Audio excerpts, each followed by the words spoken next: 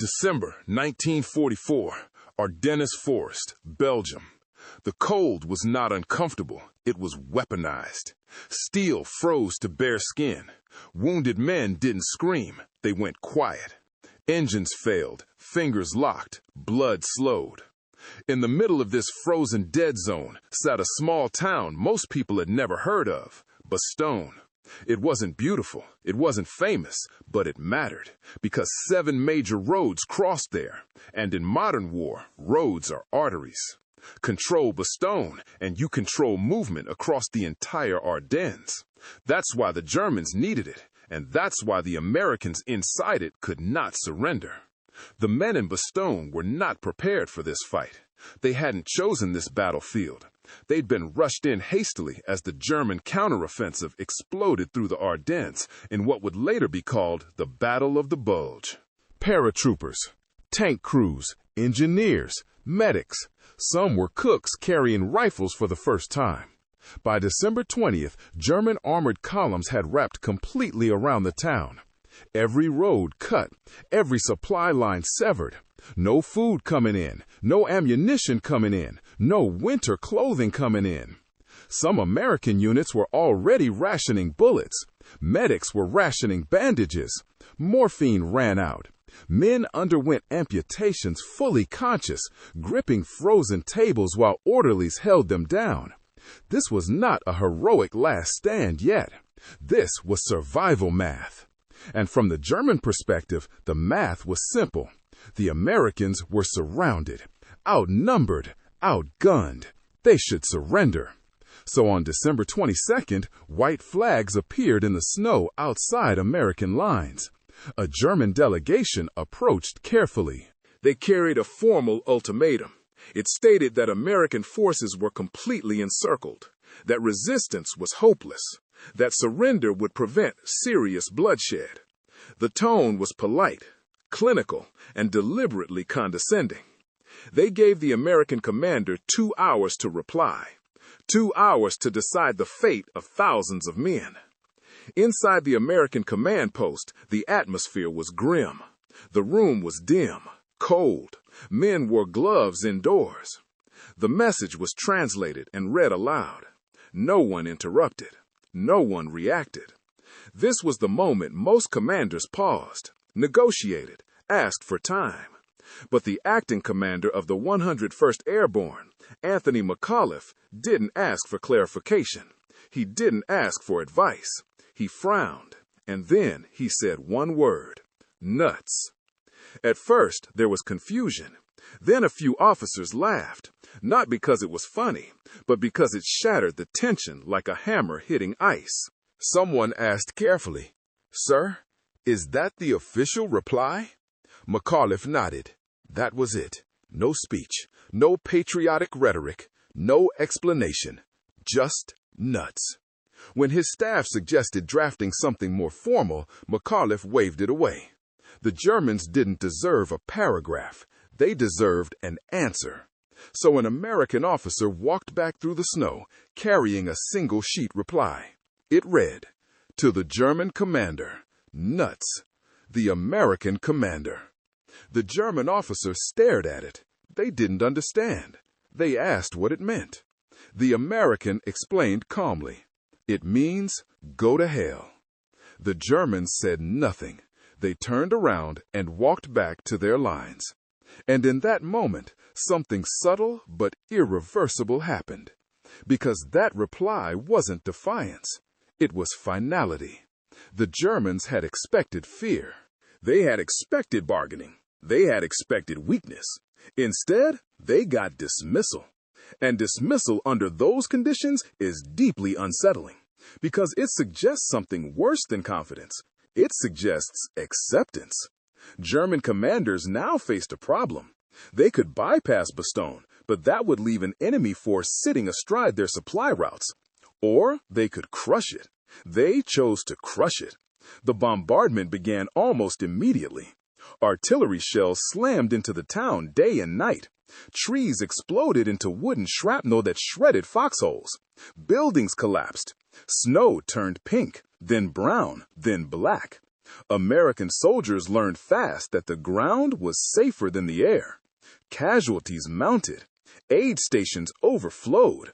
Wounded men lay on frozen floors, sometimes for days, waiting for treatment. And yet, the American lines did not collapse. German assaults met resistance that felt disproportionate. Small American units counterattacked at night. Tank destroyers waited until German armor was point-blank before firing. Artillery units saved their last shells for moments that mattered. The Germans had expected desperation. What they encountered was commitment. Here's what German intelligence failed to understand. By December 22nd, surrender was no longer the safest option for the Americans. Not because of pride, because of experience. SS units were operating nearby, units already known for executing prisoners. Many Americans believed, correctly, that surrender could mean death anyway. So when McAuliffe said nuts, he wasn't choosing glory. He was choosing the least lethal path left. The Germans attacked again. And again, and again. Each time they were pushed back. The siege dragged on. Food ran low. Men shared cigarettes between squads. Frostbite claimed nearly as many casualties as enemy fire. Still, Bastogne held. And slowly, German commanders began to realize something terrifying. The Americans inside the pocket weren't waiting to be rescued. They were prepared to die there. And that meant any assault would be expensive, very expensive. By Christmas Day, German officers reported something unsettling. American radio traffic wasn't panicked. It wasn't desperate.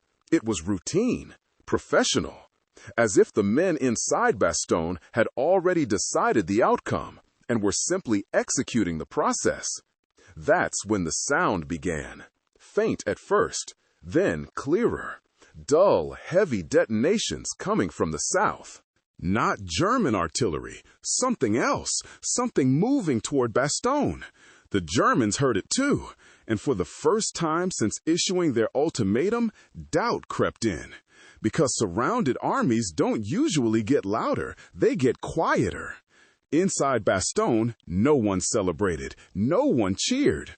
Hope was dangerous. But veterans recognized the sound. That was American artillery, and it was getting closer. Suddenly, the word nuts made terrible sense. The sound kept growing, not frantic, not scattered, organized, deep, rolling detonations, artillery advancing in measured intervals. German officers heard it first. They stopped talking. That wasn't German fire. That was American artillery moving north. The Germans had made a mistake that would cost them the initiative. They believed Bastogne was isolated long enough to be crushed. They believed the weather protected them. Snow, ice, fog. What they didn't account for was a man who treated obstacles as suggestions. George S. Patton.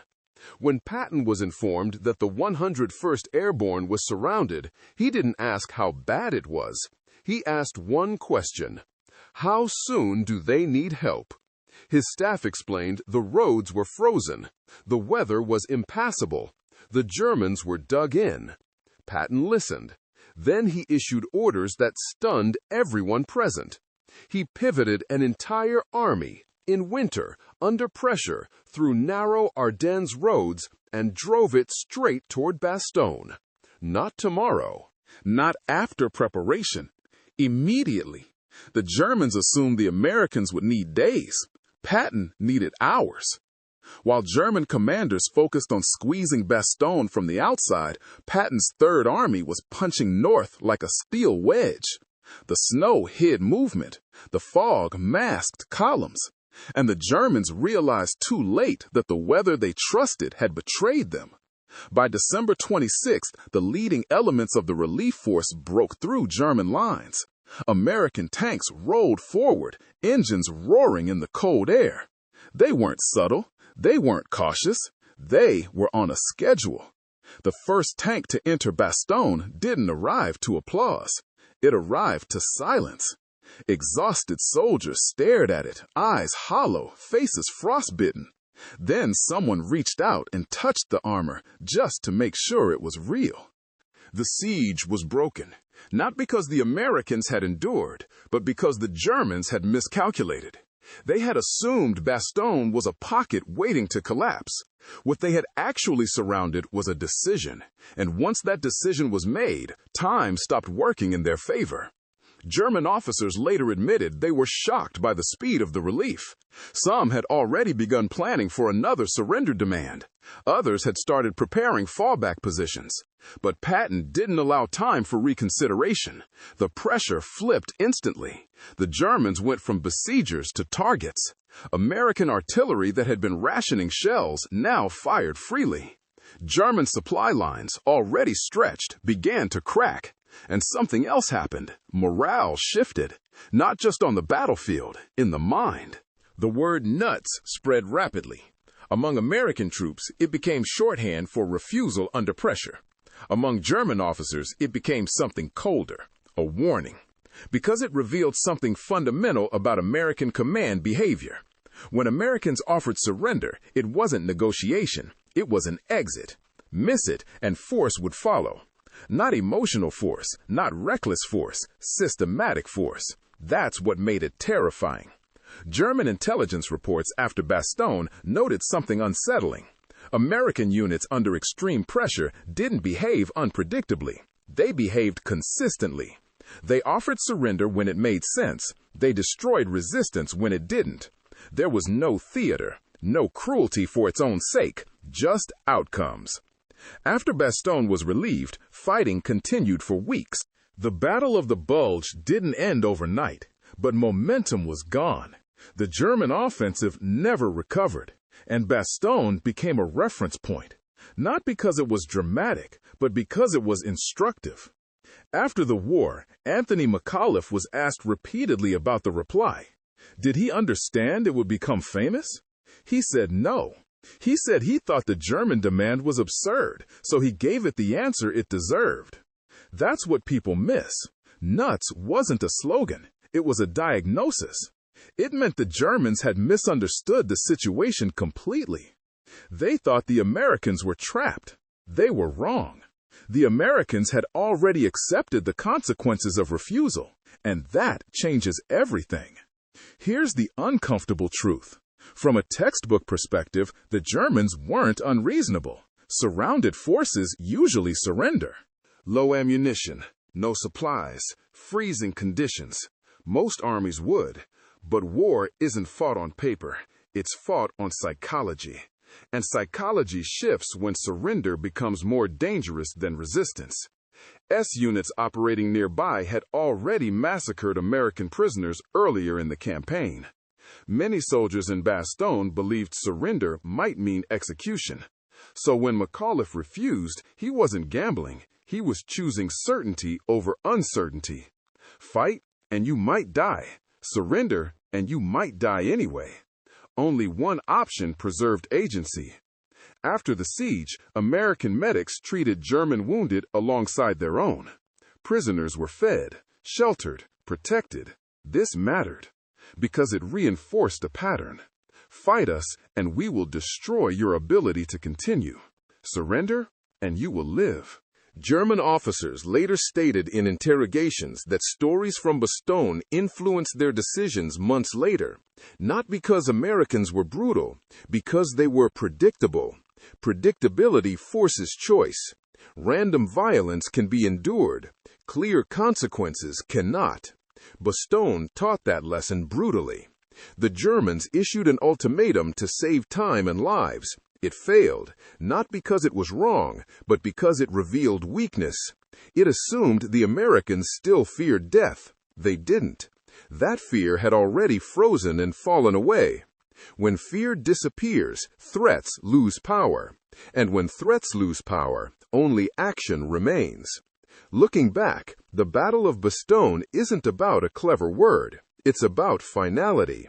McAuliffe didn't argue. He didn't negotiate. He ended the conversation, and Patton ensured the consequences arrived on schedule.